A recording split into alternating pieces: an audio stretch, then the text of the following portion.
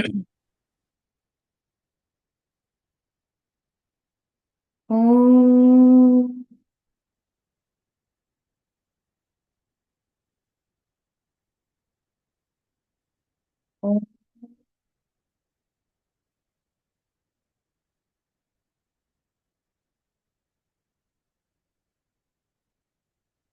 ॐ ॐ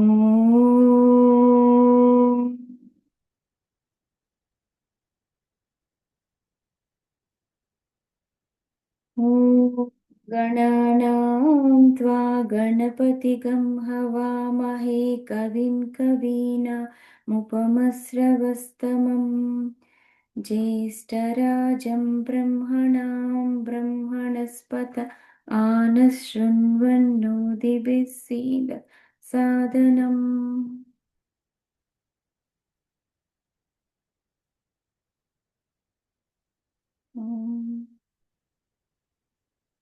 हंसाय विद्महे परमहंसाय धीमहि तन्नो हंसः प्रचोदयात्।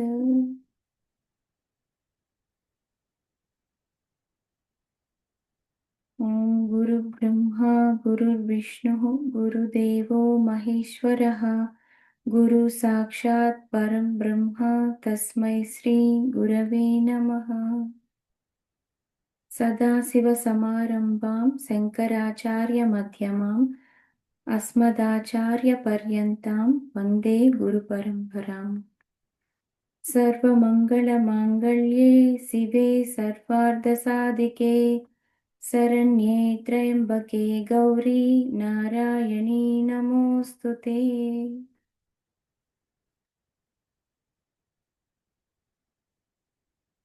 రోజు శ్రీ లలిత విద్య ఇది సామవేద షణ్ముగ శర్మ గారు లలిత సహస్రనామ భాష్యం చెప్పారు. దానిని గ్రంథ రూపమే ఇది శ్రీ లలిత విద్య.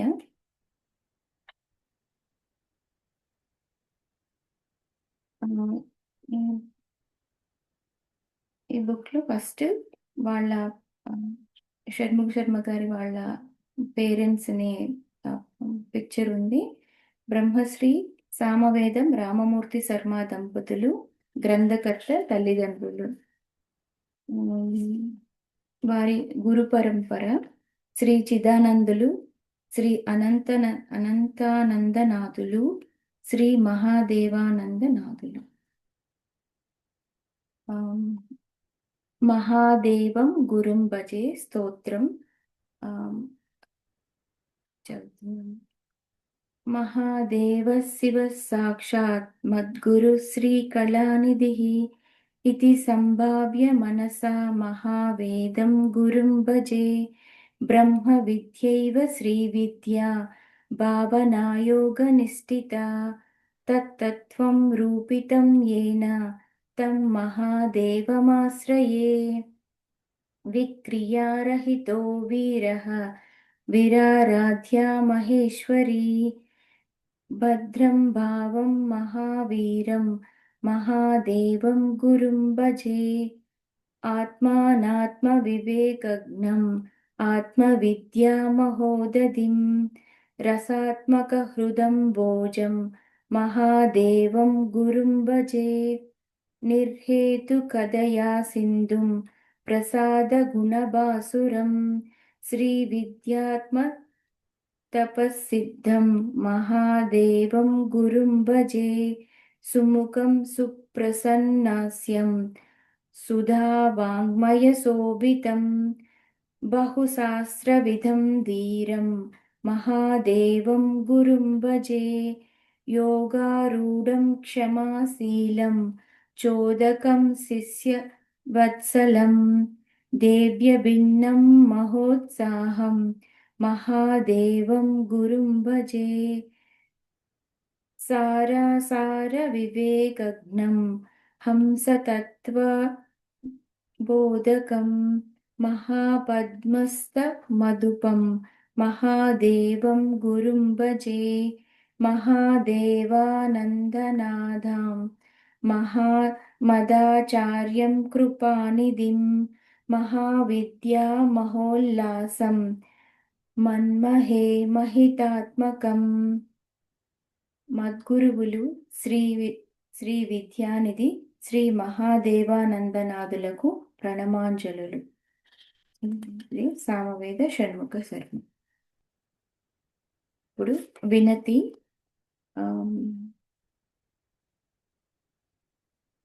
శ్రీ లలితా సహస్రనామ స్తోత్రంపై అనేక భాష్యాలున్నాయి. వాటికి తేటయైన తెలుగు అనువాదాలు ఉన్నాయి. మరి ఈ పుస్తకం దేనికి అనే ప్రశ్నకు సమాధానం ఈ పుస్తకమే. నా భక్తి రచనలు నావికానా అన్న విశ్వనాథ వారి పలుకే తలంపునకొస్తోంది. ఈ నామ సహస్రితో ఈ జీవునకు ఏ పూర్వసుకృత ఫలము గాఢమైన అనుబంధం ఉన్నది. నిరంతరం మనస స్మరణ స్ఫురణలుగా ఈ నామ మంజరులు ఆత్మీయాలయ్యాయి. దేవి కృపతో సత్సంప్రదాయ సిద్ధమైన సద్గురువులు లభించి శ్రీ విద్యానుగ్రహం సిద్ధించడం ఈ జన్మకు మహాప్రసాదం. ఆ వెలుగులో ప్రామాణిక భాష్యాలను అధ్యయనం చేస్తూ నామార్థ విచారణ గావిస్తూ తద్వారా పరాంబికను ఆరాధించుకోవడమే అలవాటైంది. మంత్రంతో పాటు సత్సంబంధ శాస్త్రాలను శ్రద్ధగా గురు శిక్షణలో చదువుకొని అనుష్ఠించడం వలన భాష్య సహాయంతో గ్రహించిన లలితాంబ నామాలు మరింత అర్థవంతమైన తేజస్సుతో భాసించాయి. అటుపై ప్రవచన రూపంగా చెప్పుకునే వ్యాజంతో మరొక సాధన మొదలయ్యింది. సాంప్రదాయజ్ఞుల అనుమతితో శాస్త్రం విధించిన పరిమితులను నియమాలను అతిక్రమించకుండా కేవలం ధర్మ భక్తి జ్ఞాన సంస్కారాలతో అమ్మవారి వైభవాన్ని ప్రవచించడమే ప్రసంగాల విధానంగా ఏర్పరచుకున్నాను.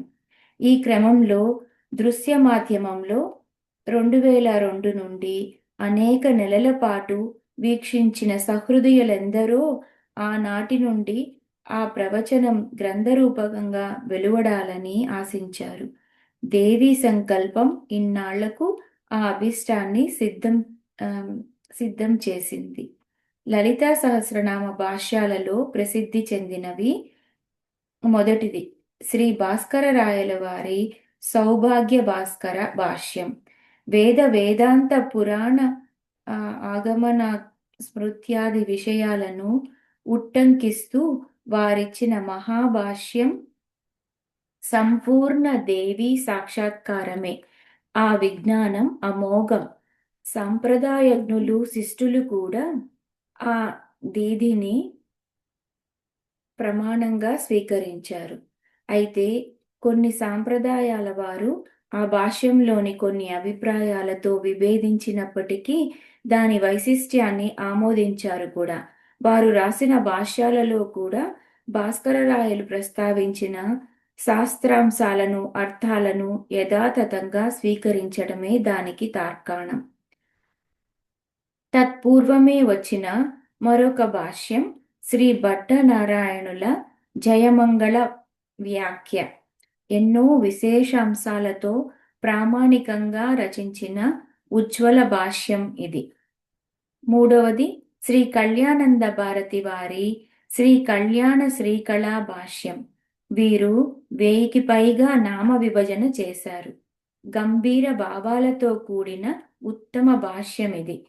ఆ భాష్యానుసారంగా ఇతర భాష్యాలను కూడా కలుపుతూ శ్రీ లలితా సహస్రనామ గూఢార్థ దీపిక పేరుతో శ్రీ రాచకొండ కోటేశ్వరరావు గారు తెలుగులో చక్కని ప్రామాణిక భాష్యాన్ని రచించారు. వివిధ మంత్ర విద్యలను నామాలలో నిక్షిప్తమైనవిగా చూపించిన అద్భుతమైన పద్ధతి వీరిది. ఇది న్యాసతో దర్శనీయం. నాణ్యతో దర్శనీయం. శ్రీ లలితా నామార్థ మంజూష పేరుతో శ్రీ వడ్లమూడి వెంకటేశ్వరరావు గారు చక్కని గ్రంథాన్ని రచించారు. ఆయా నామాలలో బీజాక్షరాలను దేవతామూర్తులను దర్శించి రాసిన ఆ భాష్యం ఎన్నో ఉపనిషద్వాక్యాలను కూడా ప్రస్తావించింది. ఈ భాష్యాలను అధ్యయనం చేయడంతో పాటు ఇటువంటి వాటిలో ముఖ్యాంశాలను గ్రహిస్తూ గురువుల కృప వలన దేవి ప్రేరణ వలన స్ఫురించిన భావాలను మేళవించి ప్రవచించడం జరిగింది.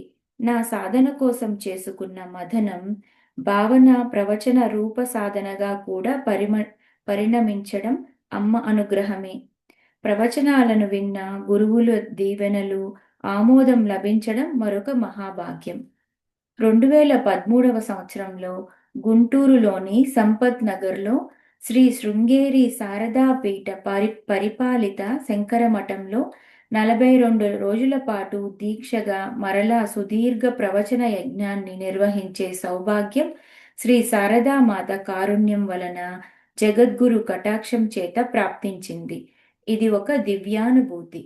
ఆ శారదా మందిర విశాల ప్రాంగణంలోనే కేటాయించిన వసతి గృహంలో బస చేసి బ్రాహ్మీ ముహూర్తం మొదలు జపానుష్ఠానం, అర్చన, అధ్యయనం, ఆలోచన అనే 4 సాయంకాలం వరకు తపించి అటుపై ప్రవచించడం చిత్తాన్ని శ్రీ మాతృమయం చేసింది. భాష్య గ్రంథాలను క్షుణ్ణంగా పరిశీలిస్తూనే ఇతర శాస్త్రాల్లోని అంశాలను కూడా అన్వయిస్తూ స్ఫురించిన భావాలను శాస్త్రసమ్మతమైతేనే స్వీకరిస్తూ తపస్సుగా సాగిన ఆ కార్యక్రమంలో దేవి భావానుభవం వాగ్రూపకంగా వ్యక్తమయ్యింది. సౌందర్యలహరి, మూక పంచసతి, ఆర్యాద్విసతి, సుభగోదయస్తవం, పంచస్తవి వంటి సద్గ్రంథాల్లోని విషయాలను కూడా వచసా వహించాను. ఈ సభకు స్థానికులే కాక పలు ప్రాంతాల నుండి ఎందరో ఉపాసకులు, పండితులు, వేదజ్ఞులు విచ్చేసి అనుగ్రహించారు. ఈ ప్రవచన పాఠాన్ని పుస్తక రూపమే ఈ శ్రీ లలితా విద్య. గురుముఖైక వేద్యాలైన శాస్త్ర సంకేత గహన విషయాలను తగిన మర్యాదలతో గోప్యపరిచి కేవల భక్తి జ్ఞాన ప్రధానంగా శ్రీ లలితాంబ నామ రూప లీలా మహిమా తత్వాలను వ్యక్తీకరించడమే ఈ ప్రవచన ప్రధాన ఉద్దేశం. ముఖ్యంగా ఈ గ్రంథ శైలి గురించి ప్రవచనాలను పుస్తకంగా రూపుదిద్దేటప్పుడు కొన్ని దృష్టాంతాలను, ఉపమానాలను, లోకరీతులను పరిహరించడం జరిగింది. ఉపన్యాసాలకు తగినైన గ్రంథానికి సముచితాలు కావనే భావంతో, కానీ కొన్నిటిని మాత్రం విషయాంతరాలనిపించిన గ్రంథంలో చేర్చడం జరిగింది. తద్వారా సనాతన ధర్మాంశాలను పరామర్శించడం, వాటి ఔన్నత్యాన్ని నేటి తరాలకు అందించడం జరుగుతుందనే సదుద్దేశమే దీనికి కారణం. అందుకే ఈ గ్రంథంలో సందర్భ శుద్ధితో హర్ష విజ్ఞాన వైభవాలను కూడా దర్శించవచ్చు. అయితే ఈ పుస్తకమంతా ప్రవచన శైలిలోనే సమకూర్చడం జరిగిందని విఘ్నులకు విన్నపం.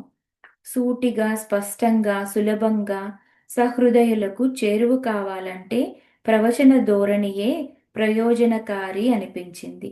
అవే మాటలు కొలది మార్పులతో సమకూర్చబడ్డాయి.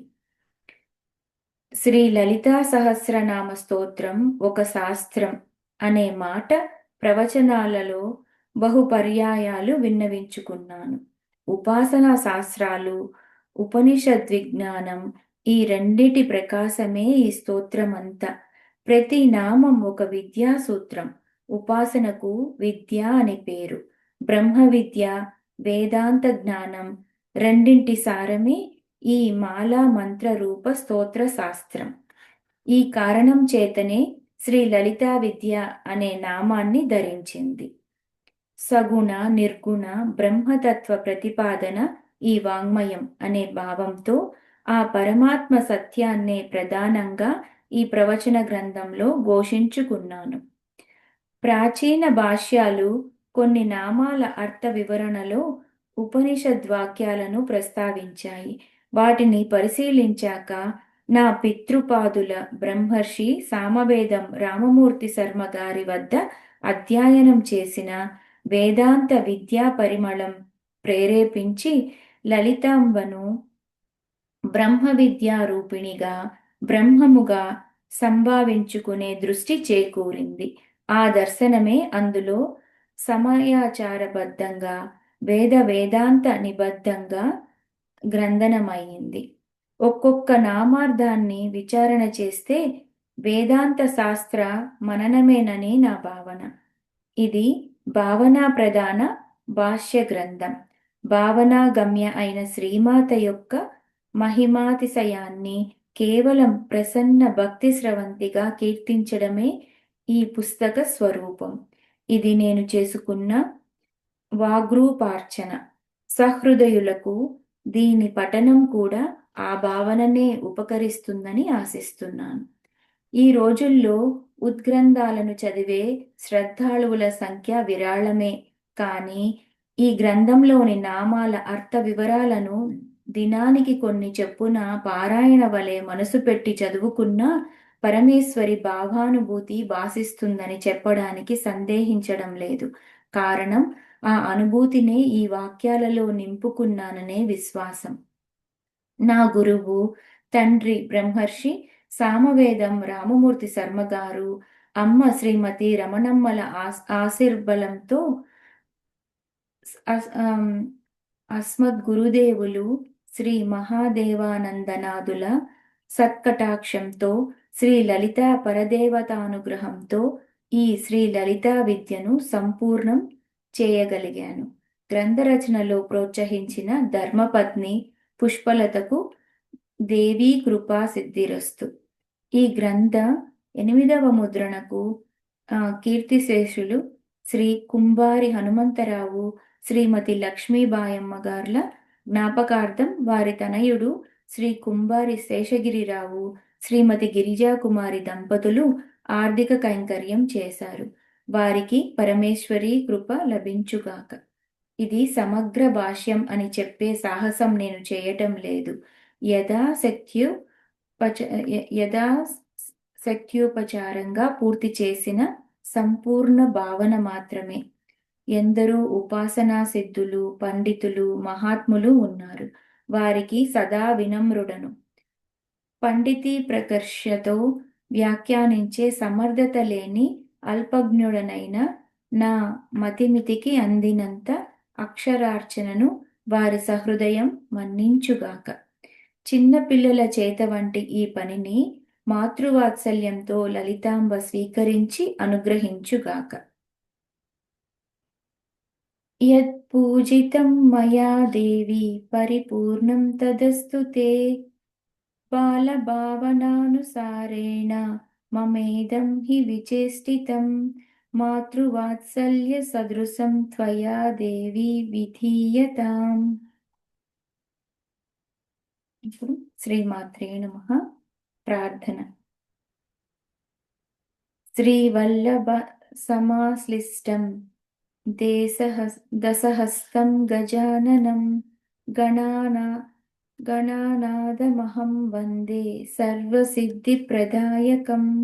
భజే శ్రీచక్రమధ్యస్థాం దక్షిణోత్తరయోస్సదా శ్యామావార్తాళి సంసేవ్యాం భవానీం లలితాంబికాం.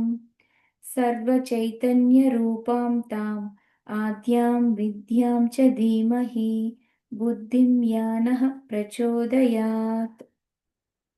ఇప్పుడు అవతారిక ఫలశ్రుతి. సహస్రనామ స్తోత్రం అనేది గొప్ప ప్రక్రియ.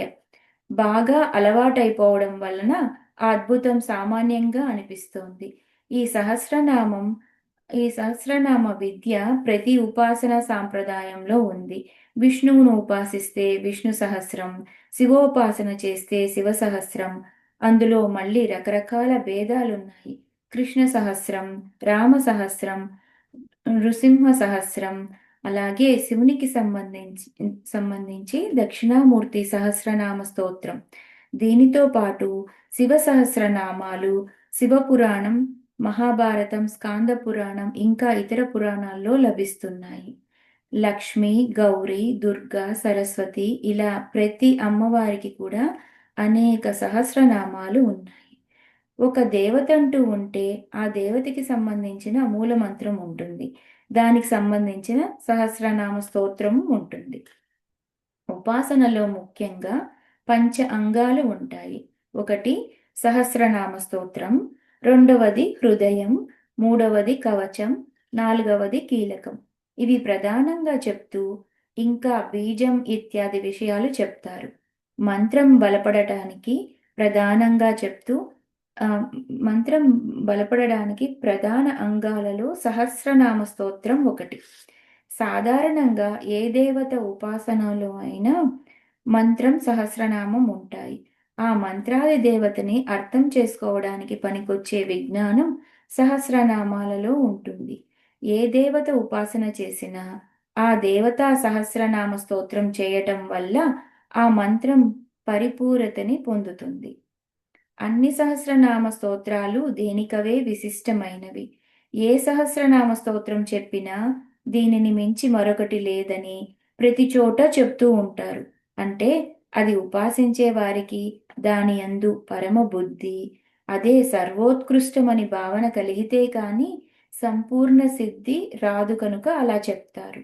అయితే అన్ని సహస్రనామాలు పరిశీలించి లలిత సహస్రనామం చదివితే మాత్రం ఇది ఒక ప్రత్యేకమైనది, విశిష్టమైనది అని అంగీకరించి నమస్కరిస్తాం. అసలు సహస్రనామం అనే ప్రక్రియ ఎందుకు వచ్చిందని తెలుసుకుంటే ఈ గ్రంథంపై ఒక అవగాహన కలుగుతుంది. సహస్రనామ స్తోత్రం అనేది ఒక శాస్త్రం. దేవత గురించి చెప్పాలంటే అది అనంత తత్వం. సత్యం, జ్ఞానమనంతం బ్రహ్మ అని వేదమే నమస్కరించింది. అనంతమైన భగవతత్వాన్ని అనంతంగా కీర్తిస్తేనే సరిగ్గా సరిపోతుంది. కానీ అనంతాన్ని అనంతంగా కీర్తించే మానవులు అనంతులు కారు. వారికి అంతం ఉంది. మానవులు పరిమితులు, దేవత అపరిమితం. ఫలితం మాత్రం అపరిమితంగానే కావాలి. అందుకు పెద్దలు ఆలోచించి అనంతంగా పఠించిన ఫలితం లభించడానికి అనంతవాచకమైన శబ్దాన్ని తీసుకున్నారు. సహస్రం అనే శబ్దం అనంతవాచి. విశ్వం శతం సహస్రం సర్వమక్షయ వాచకం అని మహాభారతంలోని వాక్యం. విశ్వం, శతం, సహస్రం, సర్వం ఈ 4 శబ్దాలు అక్షయత్వాన్ని, అనంతతత్వాన్ని తెలియజేస్తాయి. అనంతమైన భగవతత్వాన్ని అనంతంగా కీర్తించడానికి మనకు పెద్దలు ఇచ్చిన అవకాశం సహస్ర సంఖ్య. సహస్రనామాలు కీర్తిస్తే అనంత భగవతత్వాన్ని అనుసంధానం చేసిన ఫలితం లభిస్తుంది. ఇది ఒక ఉద్దేశం. మరొకటి, సహస్రనామాలు కేవలం పేర్లు కావు.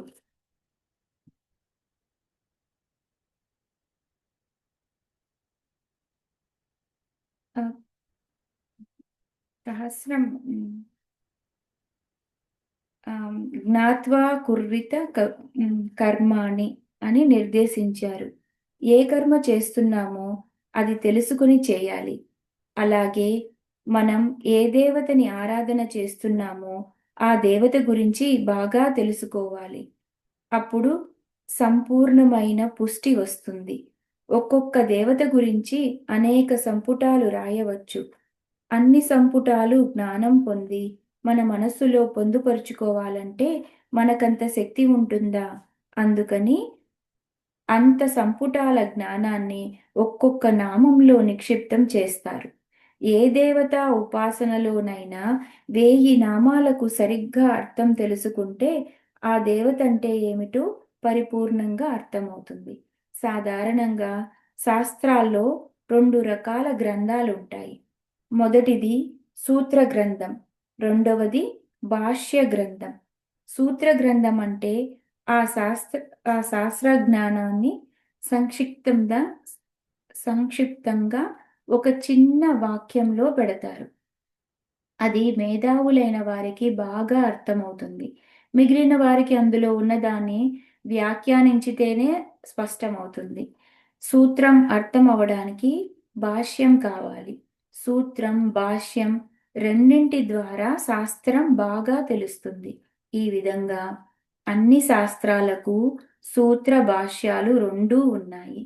వేదాంత శాస్త్రంలో బ్రహ్మసూత్రాలుంటే దానికి శంకర భాష్యం ఉంది. అమ్మవారి ఉపాసనకు సంబంధించిన సూత్ర గ్రంథం లలితా సహస్రనామ స్తోత్రం. ఇందులో ఒక్కొక్క నామం ఒక్కొక్క సూత్రం. ఆ సూత్రాన్ని జాగ్రత్తగా పరిశీలిస్తే అమ్మవారి విద్య అంతా సంపూర్ణంగా తెలుస్తుంది. బ్రహ్మ విద్య తెలియాలంటే బ్రహ్మ సూత్రాలు, శ్రీ విద్య తెలియాలంటే లలితా సహస్రనామ స్తోత్రం. ఇలా మహర్షులు 1000 నామాలతో భగవద్ జ్ఞానాన్ని అందించారు. ఆ జ్ఞానం సంపుటాలతో ఉంటే గుర్తుపెట్టుకోవడం కష్టం, కానీ నామాలతో ఉంటే గుర్తుపెట్టుకోవచ్చు. ఒక చోట ఏకాంతంగా కూర్చొని ఏ ఒక్క నామాన్నో మననం చేస్తే అందులో ఉన్న భావమంతా పొంగులు వారి అమ్మవారు అర్థమవుతారు. అది ఎలా మననం చేసుకోవాలో ఇందులో వివరించడం జరిగింది. ఈ సహస్రనామ స్తోత్రాలకి అనేక భాష్యాలు ఉన్నాయి. పెద్దలు అనేక ఉపాసనా రహస్యాలని, వేదాంత శాస్త్ర విజ్ఞానాన్ని కూడా ఈ భాష్యాలలో తెలియజేశారు. దొరికినంత మేరకు ప్రామాణిక భాష్య గ్రంథాలన్నీ మదనం చేసుకొని వాటి నవనీతాన్ని ఇందులో ఆస్వాదించే ప్రయత్నం జరిగింది. ముఖ్యంగా సహస్రనామ స్తోత్రానికి అవతారిక చాలా విశిష్టమైనది. మనం ఇప్పుడు సహస్రనామ స్తోత్రం ఎలా వచ్చింది అని చెప్తున్నారు. ఇప్పుడు ఈ సహస్రనామ స్తోత్రం ఎలా వచ్చింది? ఇది ఎవరికి ఉపదేశించారు? ఇది హయగ్రీవ స్వామి వారు అగస్త్య మహర్షికి ఉపదేశించిన బ్రహ్మ విద్య. వ్యాసదేవుడు బ్రహ్మాండ పురాణం ఉత్తర భాగంలో ఈ విషయం ప్రస్తావన చేశారు. అయితే అక్కడ సహస్రనామ స్తోత్రం మాత్రమే కాకుండా లలితాదేవికి సంబంధించిన అనేక విషయాలు హయగ్రీవ స్వామి వారి చేత చెప్పబడ్డాయి. అలా చెప్తూ మధ్యలో ఈ సహస్రనామాలను చెప్పారు. ప్రారంభం పూర్వపీఠిక, దీనిని అవతారిక అని చెప్పుకోవచ్చు. ముఖ్యంగా ఒక విద్యను ముట్టుకుంటే ముందు దాని విలువ తెలిస్తే మరింత ఏకాగ్రత, శ్రద్ధ ఏర్పడతాయి. శ్రద్ధ అంటే ఏమిటో కాదు, దాని మహిమను శాస్త్ర ప్రమాణంతో తెలుసుకోవడమే, దానిపై విశ్వాసం కలగడమే. ఆ శ్రద్ధ కలిగించడానికి అవతారిక చాలా పనికొస్తుంది. ఒక విద్యలో ప్రవేశించే ముందు సంసిద్ధత అంత తేలికగా రాదు. అగస్త్యుల వారు అమ్మవారి చరిత్రంతా విని హయగ్రీవ స్వామి వారితో ఆశ్వాసన మహాబుద్ధే సర్వశాస్త్ర విశారద అన్నారు. ఓ హయగ్రీవ, అంటే గుర్రపు ముఖం కలవాడ, గొప్ప జ్ఞానం కలవాడ, సర్వశాస్త్ర విశారద. ఒక గురువుకు ఉండవలసిన లక్షణాలు ఇందులో తెలియజేశారు. హయగ్రీవుడు చెప్పాడని చెప్పడంలో ఒక ఆంతర్యం ఉంది. అమ్మవారి విద్య బ్రహ్మ విద్య. బ్రహ్మ విద్య అంటే వేదాంత విద్యే. బ్రహ్మ విద్యా గురువులు దక్షిణామూర్తి హయగ్రీవ స్వామివారు. జ్ఞానానందమయం దేవం నిర్మల స్ఫటికాకృతిం ఆధారం సర్వ విద్యానాం హయగ్రీవముపాస్మహే. మూల విద్య శ్రీ విద్యను ఇచ్చినవాడు దక్షిణామూర్తి అయితే దానిని వ్యాఖ్యానించి అందించిన వారు హయగ్రీవ స్వామి.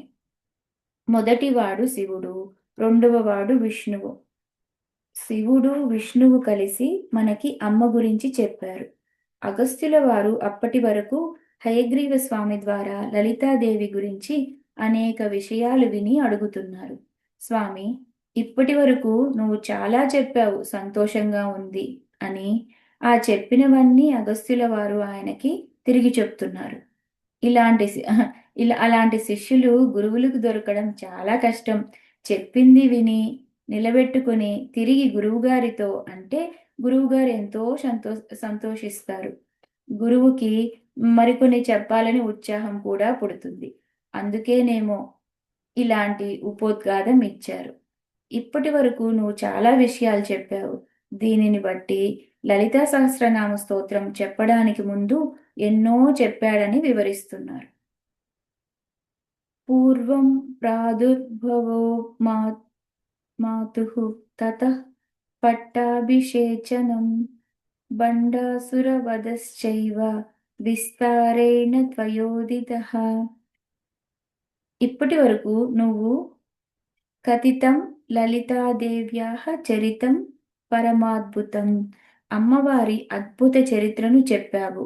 ఆ చరిత్రలో అమ్మవారు ఎలా ప్రాదుర్భవించారు, ఆ తల్లికి ఎలా పట్టాభిషేకం జరిగింది, ఆ జగదంబ ఎలా బండాసుర వధ చేసింది, అవన్నీ వివరించావు. ఆమ్, పరిణితం శ్రీపురం చాపి మహావిభవ విస్తరం. అమ్మవారి శ్రీమన్నగర వైభవం కూడా చెప్పావు. లలిత సహస్రనామ స్తోత్రానికి పూర్వరంగం పూర్వరంగంగా లలితోపాఖ్యానంలో ఇవన్నీ వస్తాయి. షోడాన్యాసాదయోన్యాస న్యాసఖండే సమీరితః అంతర్యాగక్రమశ్చైవ బహిర్యాగక్రమస్తదా శ్రీమత్తత్పద సాక్షార్య మహిమా వర్ణితస్తదా మహాయాగక్రమశ్చైవ పూజాఖండే ప్రకీర్తితః. ఇందులో ఒకటి అమ్మవారి చరిత్ర, రెండు ఉపాసనా సంబంధమైన విషయాలు. ఇవి నిజానికి గురు శిష్యుల మధ్య మాత్రమే చెప్పే అంశాలు అని అగస్త్యుల వారికి హయగ్రీవ స్వామి వారు చెప్పారు. అవి న్యాసఖండం, పురశ్చరణ ఖండం, పూజాఖండం, హోమఖండం, రహస్యఖండం, స్తోత్రఖండం అని భాగాలు.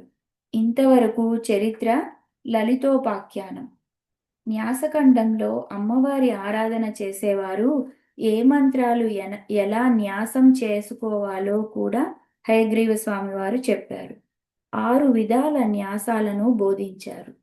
ఉపాసనలకి సంబంధించిన అంతరి అంతర్యాగం, బహిర్యాగం, మహాయాగం ఇవన్నీ పూజాఖండంలో చెప్పారు.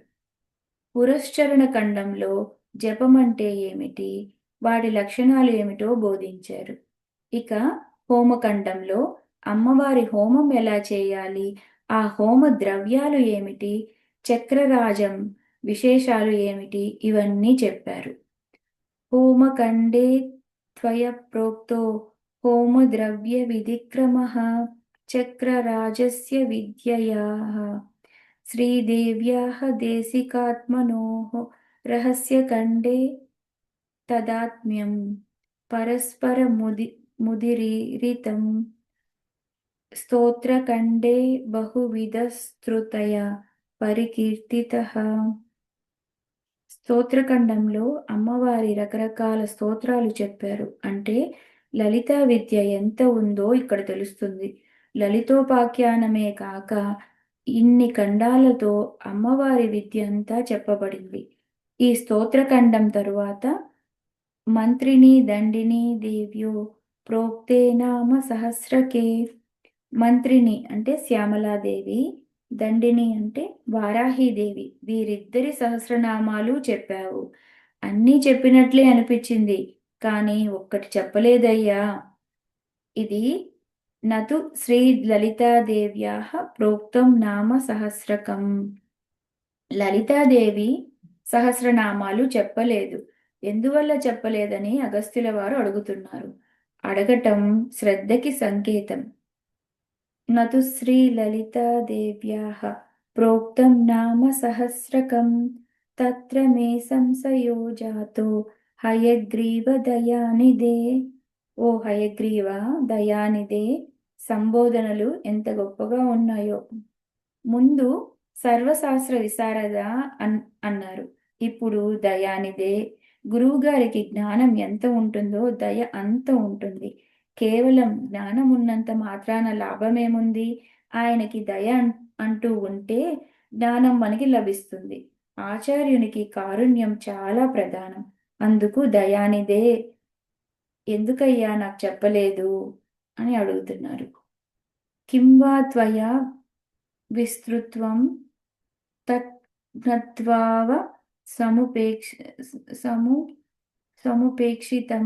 నువ్వు చెప్పడం మర్చిపోయావా? ఎందుకంటే అనేక విషయాలు చెప్తున్నప్పుడు మర్చిపోవచ్చు, గుర్తు చేస్తే తప్పు లేదు కదా. లేక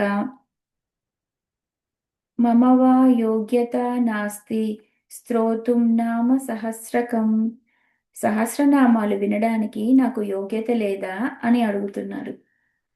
అగస్త్యుల వారే అలా అడిగారంటే ఇంకా సాధారణ మానవులకు ఎంత ఉండాలో ఆలోచించాలి.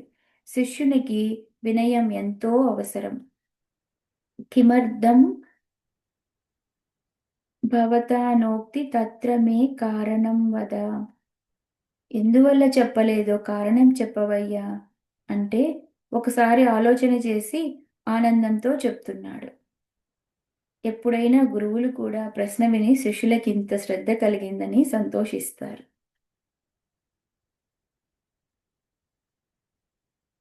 కిమర్థం భావతానోక్తి తత్ర మే కారణం వద.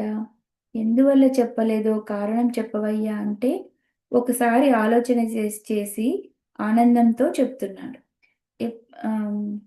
ప్రహృష్ట వచనం ప్రాహ తాపసం కుంభ సంభవం. ప్రహృష్ట అంటే బాగా ఆనందించి హయగ్రీవ స్వామి వారు లోపాముద్రాపతే అగస్త్య అన్నారు. ఇదేం సంబోధన, వాళ్ళ ఆవిడ పేరుతో కలిపి పిలవడం అంటే ఆవిడ గొప్పతనం అంతటిది. లోపాముద్ర సామాన్యురాలు కాదు. ఈవిడ అమ్మవారికి మహాభక్తురాలు. సహస్రనామాల్లో చోటు సంపాదించుకుందంటే ఎంతో గొప్ప తల్లి. అమ్మవారి విద్యకి సంబంధించిన గురు పరంపరలో ఈ తల్లి కూడా ఒకరు. లోపాముద్రాదేవిని అగస్త్యుల వారిని కూడా గురు పరంపరలో చెప్పుకుంటాం. ఖడ్గమాల చదివే అలవాటు ఉంటే లోపాముద్రాయై లోపాముద్రామయై నమః, అగస్త్యమయై నమః అంటారు. వారిద్దరూ మనకు గురువులు. అందులో ఒక గురువు ఇప్పుడు అడుగుతున్నారు. ఇంకొక గురువు లోపాముద్ర. ఆవిడ పేరుతో కలిపి సంబోధిస్తూ లోపాముద్రాపతే అగస్త్య అన్నారు. లోపాముద్రకు పతి అయిన ఓ అగస్త్యుడా, నీకు సహస్రనామాలు వినడానికి అర్హత ఏమిటంటే ఆవిడికి భర్త కావటమే. సాక్షాత్తు జగదంబయే లోపాముద్రాదేవికి మంత్రం ఇచ్చింది. అది లోపాముద్రాదేవి గొప్పతనం. ఎవరో గురువుల ద్వారా మంత్రం పొంది తరువాత అమ్మవారిని మెప్పించడం కాదు. అమ్మవారే గురువై మంత్రం ఇచ్చారు. ఆ మంత్రంతో అమ్మవారిని ఉపాసన చేసింది. అమ్మవారు లోపాముద్రకి ఇచ్చిన మంత్రమేమిటో మనకెలా తెలుస్తుంది? ఎందుకంటే శ్రీ విద్యలో ఇదే మంత్రమని నిర్దేశించడానికి లేదు. 12 రకాల భేదాలతో శ్రీ విద్యా మంత్రం ఉంది. ఇప్పుడు ప్రసిద్ధంగా సాంప్రదాయం కాది విద్య. ఇది మన్మధుడు ఉపాసించిన విద్య. ఇది క అనే అక్షరంతో మొదలయ్యే 15 అక్షరాలు. ఇది కాక హాది విద్య అని మరొకటుంది. దీనినే లోపాముద్రా విద్య అని అంటారు. వాటి పరంపర వాటికి ఉన్నది. అలా 12 పరంపరలు శ్రీ విద్యలో ఉన్నాయి. మనువు, చంద్రుడు, కుబేరుడు, అగస్త్యుడు, అగ్ని, ఇంద్రుడు, సూర్యుడు, దూర్వాసుడు, స్కందుడు, శివుడు ఉపాసించిన అనేక రకాలైన శ్రీ విద్య సాంప్రదాయాలున్నాయి. సాంప్రదాయాలు ఎన్నైనా అమ్మ మాత్రం ఒక్కరే. వారి యోగ్యతను అనుసరించి సాంప్రదాయ పరంపరలో సాధన చేసుకోవలసిందే. లోపాముద్రాదేవి పేరున ఉన్న సాంప్రదాయంలో అసలు ముద్రాదులు అవసరం లేదని కొందరు వ్యాఖ్యానిస్తారు. ఆ తల్లి సాక్షాత్తు అమ్మవారి చేత మంత్రం పొందింది కనుకనే ఆవిడకి అంత స్థానం ఉంది. మంత్రసిద్ధి పొంది అగస్త్యుని పతిగా పొందింది. ఇప్పుడు అగస్త్యుల వారు హయగ్రీవుని ద్వారా శ్రీ విద్యను పొందుతున్నారు. అందుకే లోపాముద్రాపతే అగస్త్య సావధానమనాహ శృణు. ఈ మాట ఎంత విశేషంగా ప్రయోగించారో. సావధానంగా విను అంటున్నారు. ఈ విషయంలో ఒక గొప్ప మలుపు వచ్చింది. విషయంలో ఒక గొప్ప మలుపు వచ్చినప్పుడు ఆ గొప్పతనం గురువులు నొక్కి చెప్తుంటారు. అలా అగస్త్యుల వారితో కూడా ఏకాగ్ర చిత్తంతో వినవయ్యా అన్నారు. ఎప్పుడైనా ఒక విషయం వినటానికి అర్హత ఏకాగ్రత తప్ప మరేం లేదు. నామ్నాం సహస్రం ఎంతు ఎన్నోక్తం కారణం తద్వదామితే. నేను ఎందుకు చెప్పలేదో వివరిస్తున్నాను. రహస్యమితి మహత్వం నోక్తం నోక్తవాంస్తేన చాన్యదా. ఇవి రహస్యనామాలు అందుకే చెప్పలేదు అన్నారు. రహస్యనామాలు అంటే చెవిలో చెప్పాల్సినవి బయటకి చెప్పకూడదని కాదు. రహస్యనామాలంటే ఇందులో బాహ్యానికి అర్థం కాని అనేక విషయాలు ఉన్నాయి అని. పునశ్చ పృశ్చస్తే భక్త్యా తస్మాత్ తత్తే వదామ్యహం. రహస్యనామాలేమైనప్పటికీ భక్తితో అడిగావు కనుక చెప్తున్నాను అన్నారు. రహస్యనామాలే అయినప్పటికీ భక్తితో అడిగావు కనుక చెప్తున్నాను అన్నారు. రహస్య విద్య పొందటానికి రెండవ అర్హత భక్తి. భక్తి లేని వారికి ఏ శాస్త్రం చెప్పకూడదు. భగవద్గీత అంతా చెప్పి ఇదం తేన అతపస్కాయ నభక్తాయ కదాచన అంటారు కృష్ణ పరమాత్మ. తపస్వి కానివానికి భక్తుడు కానివానికి గీత చెప్పకు అన్నారు. భక్తి అనేది చాలా ప్రధానం. చాలా సావధానంగా అడిగావు కనుక చెప్తున్నాను. బ్రూయాశ్చి శిష్యాయ భక్తాయ రహస్యమపి దేశికః. రహస్య విద్య అయినప్పటికీ శిష్యుడు భక్తుడైతే మాత్రం గురువు, దేశిక అంటే గురువు అని అర్థం ఇక్కడ, తప్పకుండా చెప్పాలి కనుక నీకు నేను తప్పకుండా చెప్తాను. భవతాన ప్రధేయం స్యాదభక్తాయ కదాచన. నీకు చెప్తున్నా